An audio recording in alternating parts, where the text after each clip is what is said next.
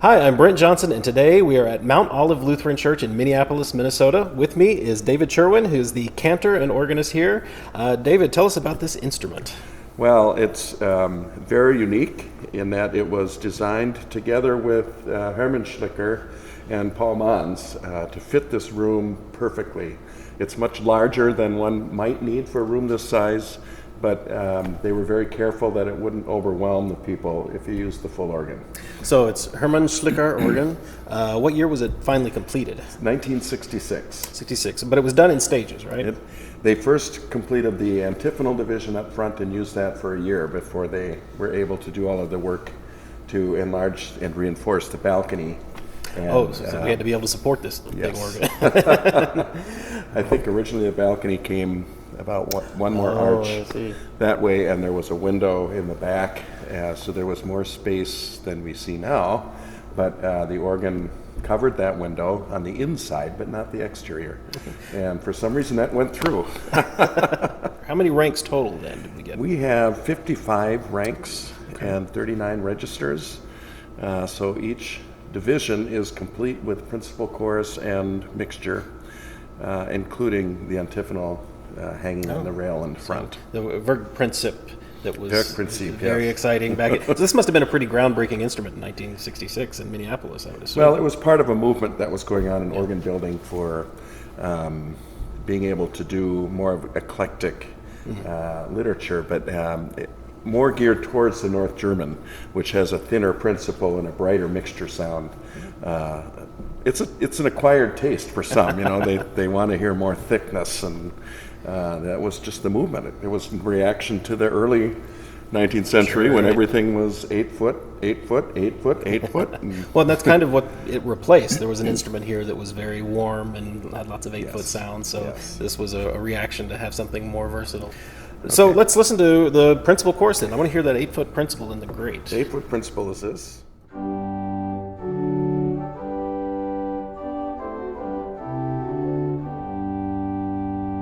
So it's not a big, hefty principle. In fact, Paul was very concerned about not overwhelming. So they were a little more cautious with scaling, and which is the diameter of the pipes, so that it wasn't too big, and is that lower wind pressure. Is some of that out in the facade? The facade is mostly the 16-foot principal for the pedal, and that's this one. Also not overwhelming. It's not just overwhelming, a nice sound. But it's there and it's strong. And in fact, these metal pipes are made of zinc, and the organ is now 50 some years old. But already in the 1990s, just 30 years after, we had to replace those 5 main pipes because they were too heavy, and metal is soft and they were collapsing. A lot of zinc from the middle of the 20th century had that problem, And in a year ago, we replaced 14 more, the outer 7 on each side. So almost all of these, you can see the slight variation in color for the tallest ones because we had to replace them. But they're very important. There's the word principle is used wisely. Let's go up from there. We have a 4-foot You have octave. the 4-foot. It's a little thinner than the 8-foot, but together is what they're supposed to do. And there's a 2-foot. And if you listen to it individually, it's very even, and you can hear the slight chiff, and that comes from very, very careful voicing. And Paul Mons had them come back several times the first year to redo it. And when we refurbished the organ, we did what we call restorative voicing and made sure that the extremities didn't get weak. I see. So that they stayed strong. And then we have a 6-rank mixture on There's top. a 6-rank mixture.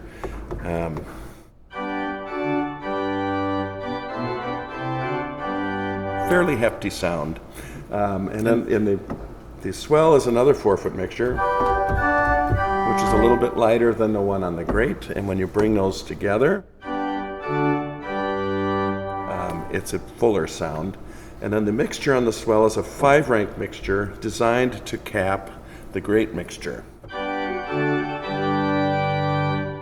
a much brighter, silvery sound. The great principal chorus and the swell principal chorus are all sort of one big chorus together. They're all meant to sound like that. Which is important to know because the tuners need to make sure they agree with each other. Right. Not all tuners do that with mixtures. We didn't talk about this because this is, again, a classically designed organ. The positions of the divisions are all very classic in origin. So we have the swell here at the bottom and the great up above it, right? Correct. So, and of course, those kind of temperature differences can make tuning a challenge. Yes, but we've been lucky. So the room is pretty consistent. We don't have stratification. I guess we had slight stratification for years and years, but we only had to tune it twice a year. In the fall when the heat would come on and that would change it a little bit, or in the summer. There'd be one day where Paul Mons and I would say the organ has a cold. The reeds would go out, but they stay in tune with each other, very surprisingly, including the antiphonal in the front. They stay together. Well, let's listen to some of the other sounds. First, in the grate, we have a 16-foot palmer at the bottom of the grate. Yeah, I'm not sure why Hermann Schlicker called it palmer, because it's really a quintadena. Yeah, very bright. Yeah, it has the fifth overtone as the primary sound. And that is a classic Paul Mons sound if you listen to...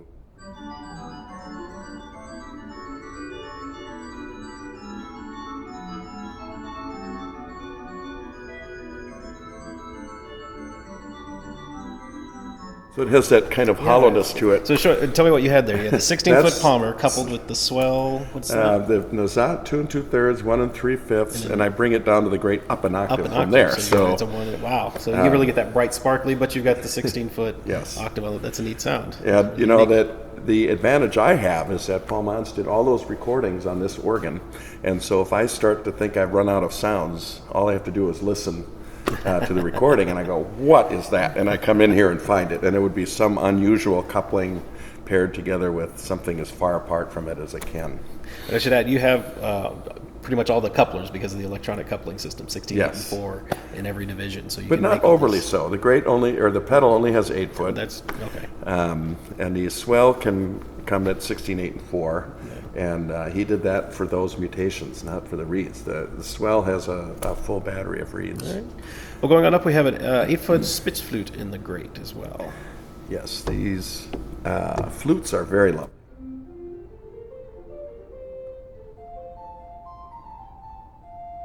And the 4-foot.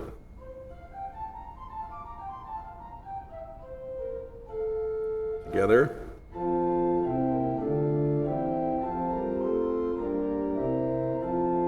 Sound, nice. And then the swell, very different flute. That one has more of a hollow sound, more flute cap compared to the great swell. Yeah. And then if you go to the positive behind me is a third 8-foot flute, very different altogether. Indeed. So I like that they're all different colors. It's not just one bland sound with flutes. And then in the swell, we also have some strings. It's an unusual thing. He has 4 string stops in the swell. Yeah. Of course, this is the main one, which is a softer, gentler sound, and it's accompanying celeste, so it's tuned just a little bit off, so it wavers a little. And then if you add 2 more, they're 1 notch softer, these 2. Yeah, Dolce Celeste, not quite as bright. Right, with its Celeste. And Paul used all of them together a lot, as do I. And the couple flute, the 4-foot flute, together with those. And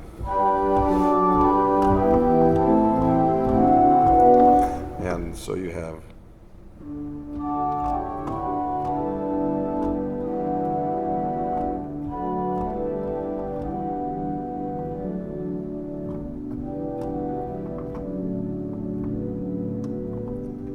sounds very soft, but then what you can do is turn the 4-foot off. And then you can go down to just those 2 softest ones. So that's pretty much the softest the organ can get, which I love. Not all organs can get soft. Right. And that's with the box closed, so you got everything back behind the shutters there in the swell. And I love that it was very intentional. The thinking was the organ can evoke the mutest prayer or the fullest praise. And we really have all of those extremes in this organ. Let's talk about some of the louder stops. I'm going to go down to the great again. We have an 8-foot trumpet. Well, this, the original 8-foot trumpet is the horizontal reed.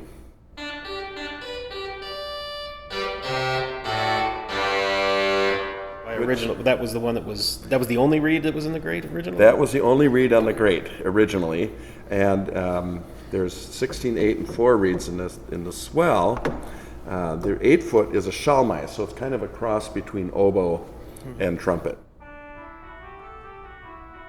And then the 16-foot is yet another sound. The 4-foot is the same rank, but it's up 4, so that you get all of these together.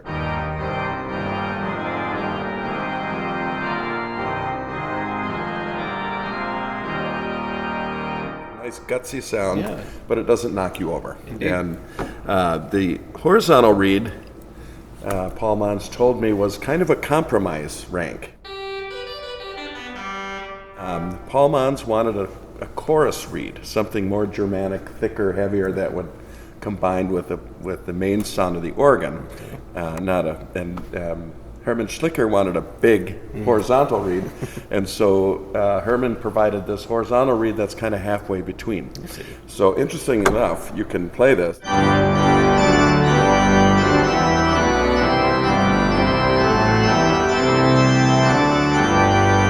Add that reed as a final cap.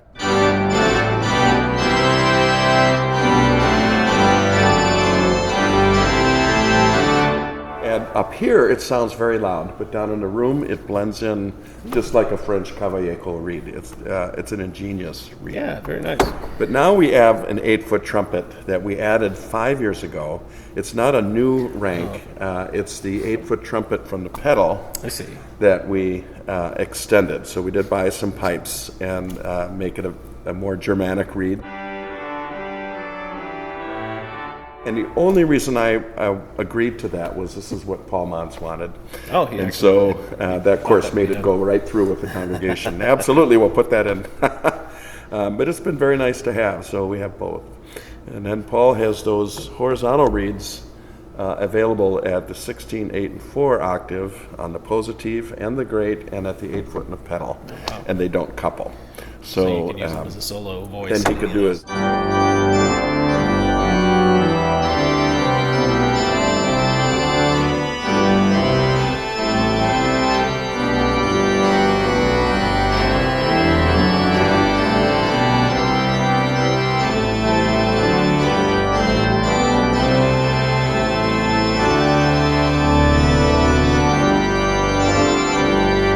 So it was a way that he could bring the melody out against a full organ on the great. Right.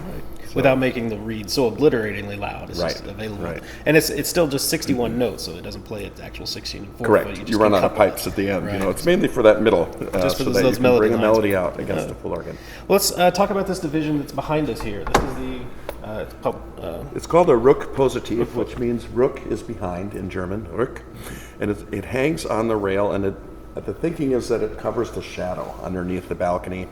But it's one of our favorite divisions because the flutes are like little recorders. 4-foot flute, yes. And the 1 1/3 is the only mutation on here, but this is the most common use. 4 and 1 1/3 played down an octave creates that very gentle cornet that Paul Mons used a lot. And then it's the various combinations of these small pipes that give it so much character. That's the 8, 4, and 1 foot. And I have found the 1-foot flute to be kind of a rare rank. Even organs much larger that I've played, I can't find a 1-foot stop anywhere. So this one I've really grown to love. And there's enough there that it can be,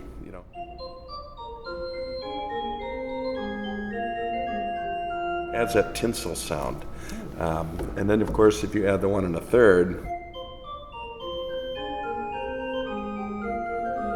with the flute sound. It just makes the flutes more colorful. Yep, without- and I think between those 4 ranks, the 8, 4, 1 1/3, and 1, and playing in different octaves, the variety is just endless, and that's what you hear in all the recordings. One of my favorite sounds of his is using this 1-foot flute coupled down to the pedal with his In Dulce Jubilo.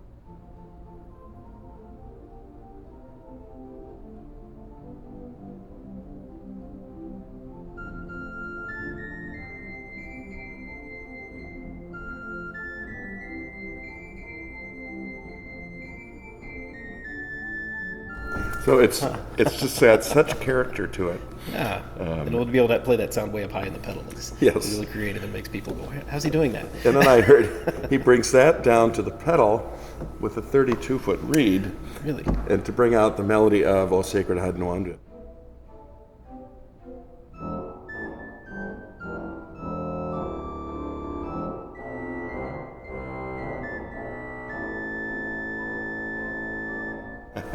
And that's what I loved about what I learned from Paul Mons, is that the most unusual combinations make things endless and most interesting. And we call them gap registrations in graduate school. And we were taught, don't do gap registrations, but they're so fun. How can you not? Well, going on there, we have a mixture, a Scharf mixture of 4 ranks. This is the brightest mixture. It's not very loud by itself, but it's got the tiniest pipes in the whole organ, maybe together with the 1-foot flute. But it was used by Paul Mons as a cap. So that would be the last stop he would put on after everything else is on. Swell, and then we had So he's got.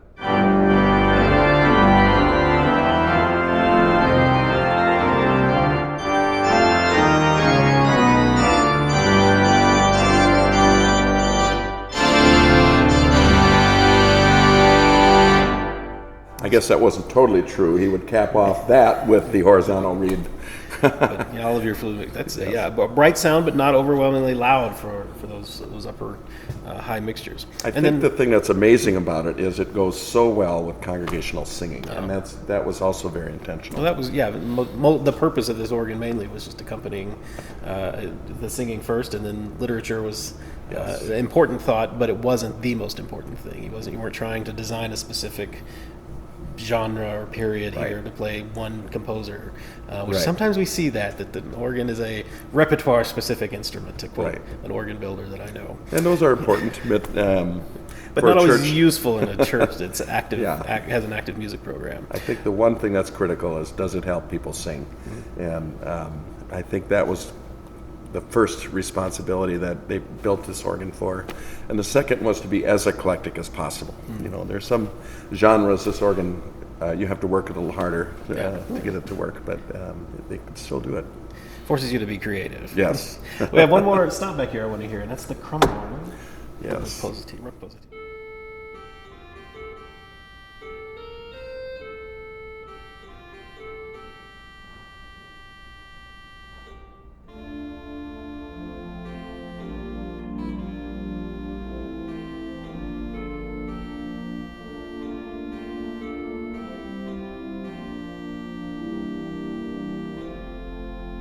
That by itself is beautiful, but then you do the combination thing. Add the 4-foot flute, there's a whole different color.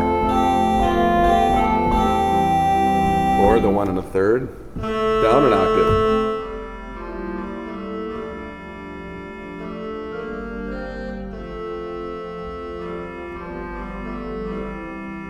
So again, the combinations are endless. I especially like that sound down an octave.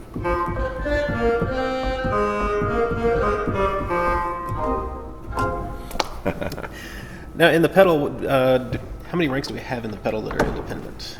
But I've never counted them. It looks like about 4 or 5. So the mixture is a derived. No, the mixture is its own rank, Okay, and I think one of these that's its own rank, and then these two are the same as the swell. So he squeezes a lot of sound out of some ranks, but not so much that it takes away from an independent sound being Right, it's not created. horrible. You've still got a lot of good independent voices there. Well, starting with that 16-foot principal, we heard a little bit of that, but play it again for me. That's in the facade.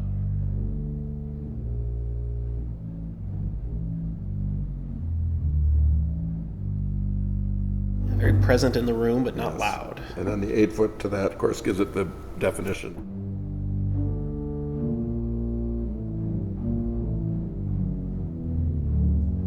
And the 4-foot,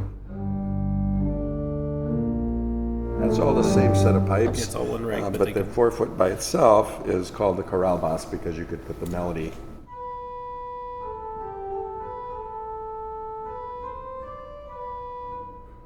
Then he's got this palmer, which again is that quintadina, really, at the 8-foot level as well, which can be used as kind of a solo. Yeah. There is no 8-foot flute in the main body of the pedal, which is a plain flute, which is unusual. There is one up in front. The interesting thing is when you've got a chorus, of sounds going,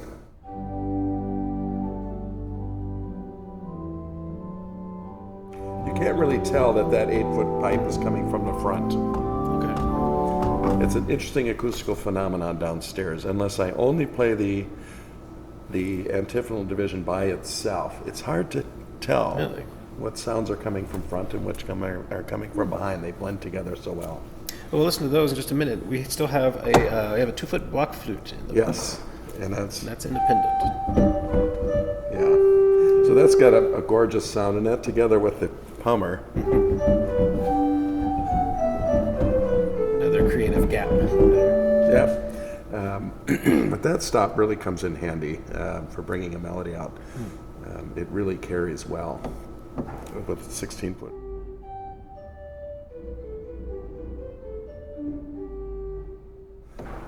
And then the mixture, of course, is kind of a workhorse.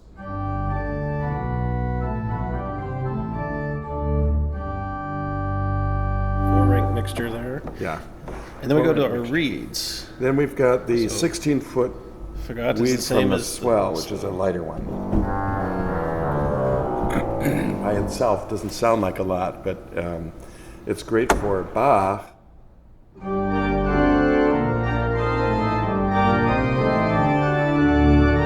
Which is different than the 16-foot Posano, which is a much bigger thing.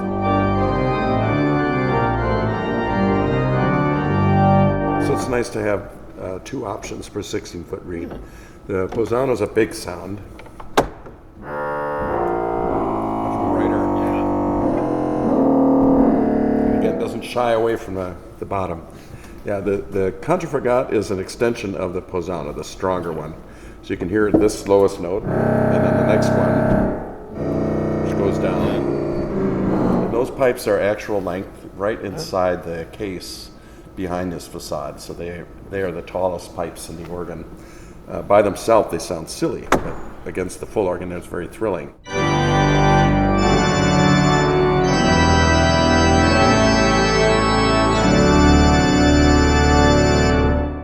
By itself, it doesn't sound interesting, unless you put it with the 1-foot flute and the positive for some kind of interesting color.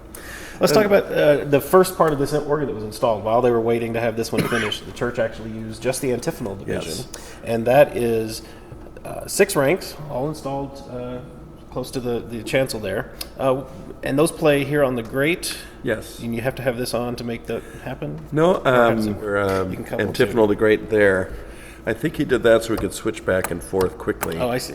But it's got a full 8-foot flute, 4-foot principal, 2-foot principal, and a mixture. The 2-foot is called a Gemshorn.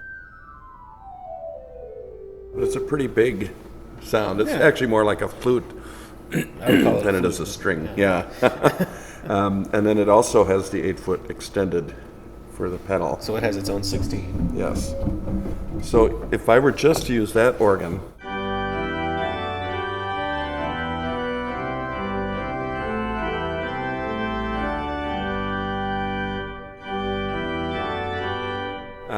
I think his thinking was that would be enough for small gatherings. Yeah. And I've tried that on occasion. But I have it on all the settings for hymns because it really keeps the front and back of the room together and fills it out without being loud necessarily, keeping both ends of the room singing together. I have to say, and I assume it because you're a student of Paul Mann's, that I've not heard people refer to the number of melodic opportunities that the pedal provides. That's not something that a lot of people have in mind when they're considering the use of pedal stops, but you're used to being able to play all sorts of creative hymn registrations, including using your feet for the melodic themes. Yeah. And it's a different way of thinking about the design and the choruses of these instruments. Absolutely. The pedal is, it's an extra set of limbs. Why not use them, to bring the melody out? But I think my favorite is the full organ when you've got everything in the pedal going with the 8-foot reed, it just cuts through.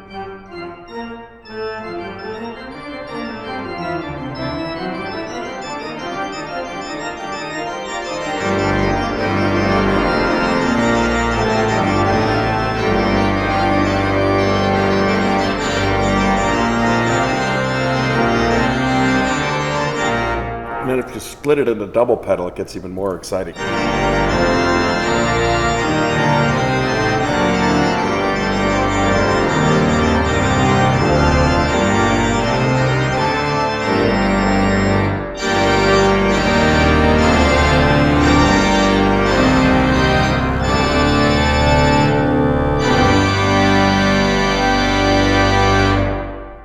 But that 8-foot horizontal reed, together with all of the other ranks, just cuts it right through with the melody in a very thrilling way.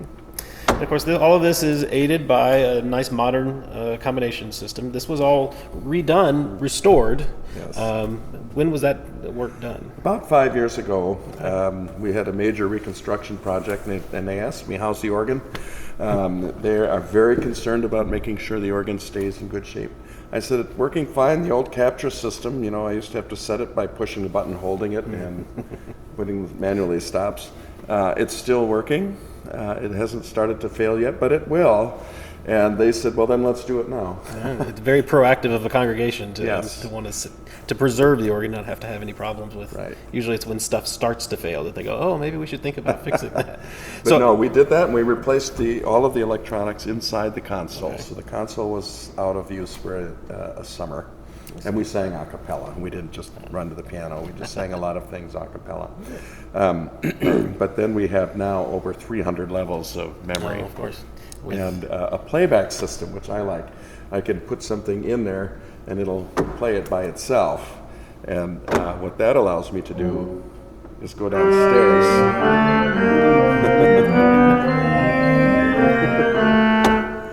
Go downstairs and hear what it sounds like. I know for sure what it's going to get.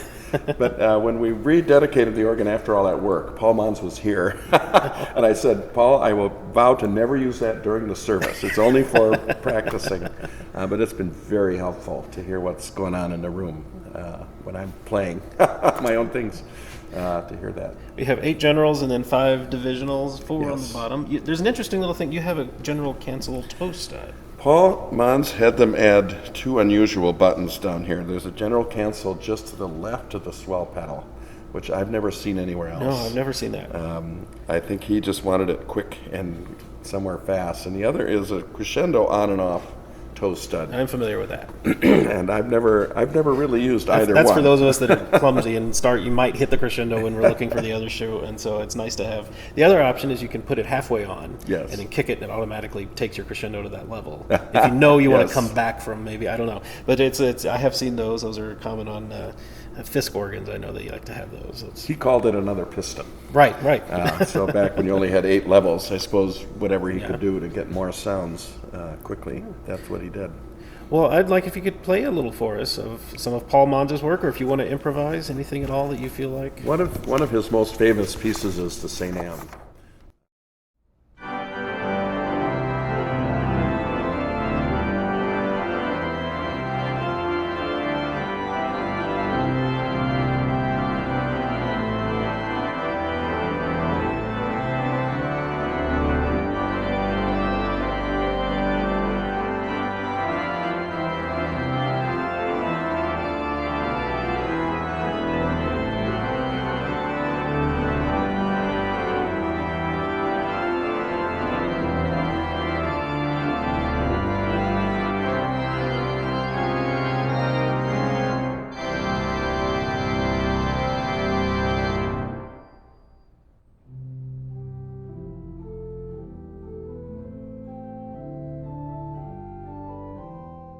We start our tour of the organ in the grate and swell, which is back in the gallery. The side of the case has a door in it, which we can unlock. Go on in. We're in the bottom of the case. First thing we see are these pedal 16-foot reeds. They are full length, and someone can tell me what these style of reed boots are called, because I don't know. I just know of them as a German style that have paper on the sides to close them up, little gates at the bottom to adjust the wind flow. The boots are completely made of wood. But the resonators themselves are full length and made of metal. You go all the way up to the top of the case there. We walk on through, we're in the bottom part of the case. From here we can see the winding that goes up to the chests and the bottom of the swell chest. The winding for that. These have Schwimmers, which are regulators built into the chests, and the tremolo activates those to change the pressure. You also see the wiring for the primaries for that chest, the walkboard above us. In the back of this chamber, we see the electronics, the relay there that connects to the console and it goes up to the other chest. These are in these easy to open boxes. They just slide open and you can see all of the Peterson electronics. Everything's very modular in case, one part goes out. It's very easy to pull it out and replace it. Maybe even swap out a non-working one with a working one. Very easy to get to everything.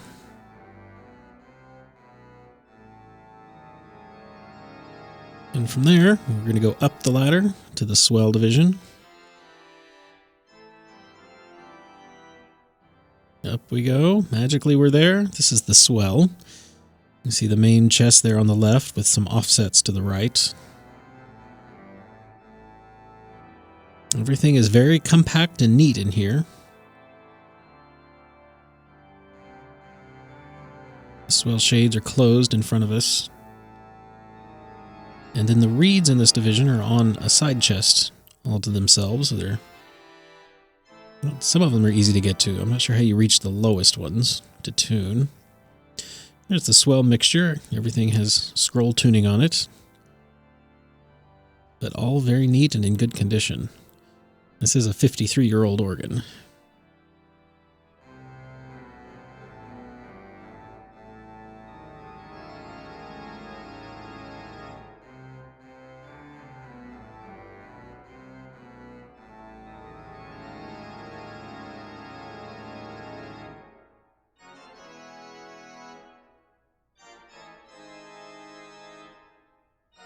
And then above us is the great walkboard and great chest. You can see the Schwimmer for that and the winding coming up from below. So back out the swell door, and we would go up this ladder to get to the grate, but first we're going to go straight across, and there are some pedal pipes over on this side. You can see the facade pipes there, and then some principals, and then we have the mixture on a chest in front of us.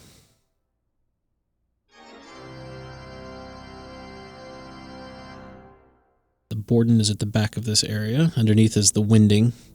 And we can see the mouths of the sub-bass there, I think it's called. Very low cut-ups. So up the ladder we go, and now we're in the grate. This again is very compact. We can see the back of the facade pipes there where they can be reached for tuning. And if we look down, we see where we came from. There's those pedal pipes. There's the ladder. It's a long way down. The first thing we actually see is the Zimbelstern, which is right here.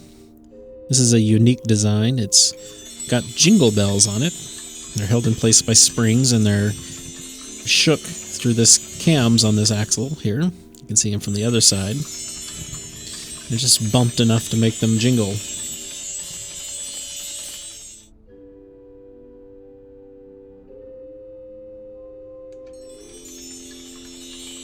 It's very sparkly.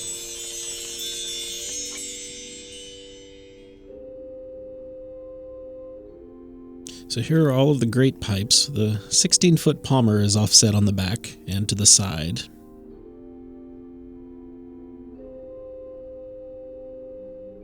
Some of the great mixture. Everything, again, very compact. Very neatly stored. Now the Palmer has its own action back here. These are full-length, 8-foot stopped pipes. But behind it, there's actually some more pipes. We'll look at those in a second. Down there you can see the other pedal area. Well, here's our swell motor, which is actually in the grate, and it activates the swell motor. The swell shade's below. Here it is working. More of the facade pipes. This is a regulator for those pedal pipes down there. And I actually never figured out exactly how to get in there. There's another door on the other side of the case, but I think you can squeeze through from underneath. But some of the added reed pipes are there, and it's very compact in that area. So, as I was saying, the 16-foot Palmer has its own action, but there's also some 8-foot pipes back behind that, you can see, and those are tubed off of the main chest. They actually don't have a separate action. You can see all of the tubes that run up to the main chest somewhere, so that those fit there, and then we can fit the main chest underneath the grate space.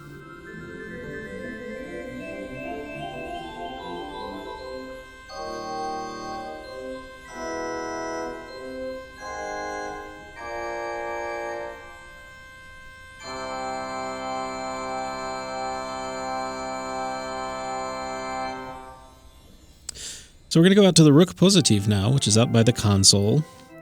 And one thing I want to show you, and this is typical of some Schlicker organs, is that the bourdons across the back are all laid on top of each other, but it's actually kind of one piece of wood, if we can see the back of it. It forms sort of a decorative backdrop to the pipes. We're looking at the antiphonal organ here. It has the same thing on two different sides. You can see how there's sort of a false front to the pipes, and I'm going to walk around to the other side. And you can see the stoppers and how they're all made out of one piece. We have 6 pipes kind of all together, has a false front that hides the stoppers. You can see they get shorter as they go back. Here's looking at the antiphonal pipes, and you can see the bourdon there on the other side.